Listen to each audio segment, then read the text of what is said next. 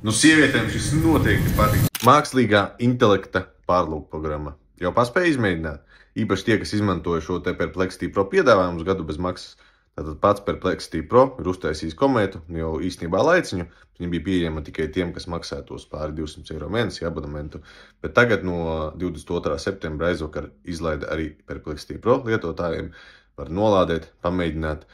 Īstenībā es pamēģināju diezgan forši ir tas, kad tur neviens aģents arī ChatGPT nestāv klāt, jo pats Perplexity Pro pārlūks var darīt lietas tavā vietā. Tu vari atvērt vairākus tabus, vienalga e-pastus, Midjourney bilžu ģenerators, vienalga, ko tev vajag.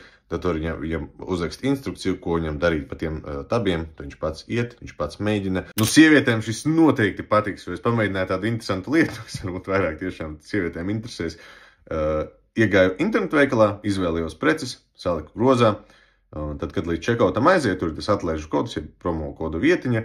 Un, es paprasīju komentē, lai atrod aktuālu promo kodu. Un kā viņi atšķirās no ChatGPT vai no aģentiem, viņa nav tā, ka viņi vienkārši sameklē promo kodus un iedod tev 10 promo kodus, kuri nestrādā, bet viņa, teiksim, precīzi arī viņa var pamēģināt šo te kodu. 1, 2, 3, un es teicu, neapstājies, kamēr tev nesanāk.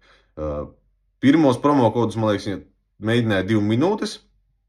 Atbildēja, ka nesanāk, teiksim, nav neviena aktuāla koda, teiksim, internetā nav atrasta.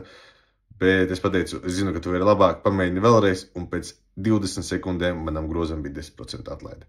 Un tas ir vienkārši viens mazs veids, protams, ko var izdarīt, bet tā ideja ir tāda, ka jā, tad mākslīgais intelekts tavā vietā var spaidīt, kaut ko pārkopēt, kaut kādas tādas lietas darīt, kas tiešām aizņem laiku.